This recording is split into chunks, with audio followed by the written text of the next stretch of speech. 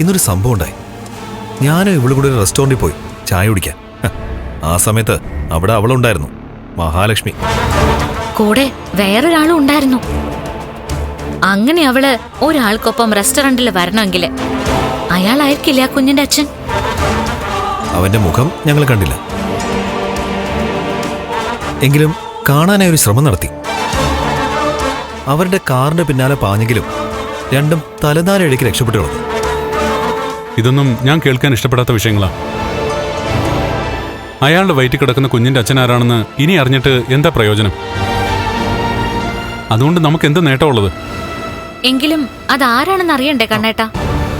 അറിഞ്ഞതുകൊണ്ട് എന്ത് പ്രയോജനം എന്നാണ് ഞാൻ ചോദിച്ചത്. എന്നാലും അത് ആരാണെന്ന് അറിഞ്ഞിരിക്കണ്ടേ കണ്ണേട്ടാ?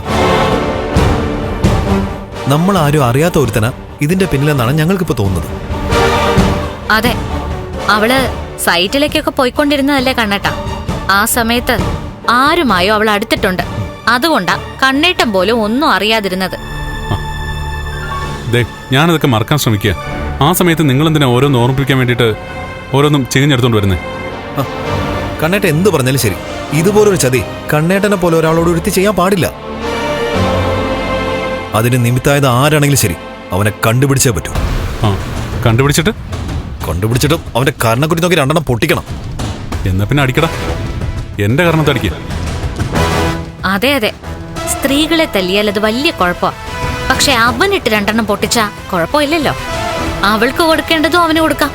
പിന്നെ അത് കേസായാല് പോലീസുകാർ അവനേ തല്ലത്തുള്ളൂ. കണ്ണേട്ടനും അവരും തമ്മില് ബന്ധം പിരിഞ്ഞിട്ടില്ല. അങ്ങനെയുള്ള സമയത്താണ് അവരുമായിട്ടൊരുത്ത ബന്ധം ഉണ്ടാക്കിയിരിക്കുന്നത്. അത് ക്രിമിനൽ കുറ്റമല്ലേ കണ്ണേട്ടാ? ഒരു വക്കീലായ കണ്ണേട്ടന് അതൊക്കെ ഞങ്ങൾ പറഞ്ഞു തരണോ? ഞാൻ നിങ്ങളെപ്പോലെ ചിന്തിക്കുന്ന കൂട്ടത്തിലല്ല. മനസ്സുകൾ തമ്മിൽ കൂട്ടിയോജിപ്പിക്കാൻ പറ്റുന്നില്ലെങ്കിൽ അവര് വേർപിരിയണം. അല്ലാതെ പിന്നെ അതൊക്കെ കേസിലേക്കും വഴക്കിലേക്കും കൊണ്ടെത്തിക്കുന്നത് നല്ല കാര്യമായിട്ട് എനിക്ക് തോന്നുന്നില്ല.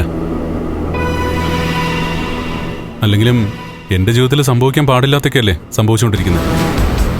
ആനന്ദവേട്ടനും അയാളുടെ ഭാര്യയും കണ്ണേട്ടന്റെ ആത്മാർത്ഥ സുഹൃത്തുക്കളാ. അവരെന്തിനാ ഇങ്ങനെ ഒരുത്തിയെ സംരക്ഷിക്കുന്നത്? അതൊക്കെ അവരോട് പോയി ചോദിക്കേണ്ട കാര്യങ്ങളാ. ഞാൻ അതിനുശേഷം അവരെ ആരെയും വിളിച്ചിട്ടുമില്ല, കാണാൻ പോലും ശ്രമിച്ചിട്ടില്ല. ഒരു കാര്യം കണ്ണേട്ടൻ ഓർത്തു, അവര് ഒരു കാലത്തും രക്ഷപ്പെടാൻ പോകുന്നില്ല.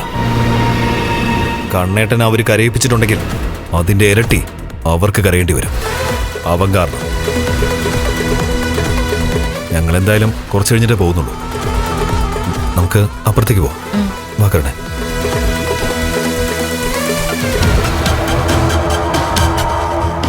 അല്ല, കണ്ണേട്ടന് കഴിക്കാൻ എന്തെങ്കിലും വാങ്ങിച്ചോണ്ട് വരണോ? വേണ്ട, ഞാൻ വീട്ടിൽ നിന്ന് കൊണ്ടുവന്നിട്ടുണ്ട്.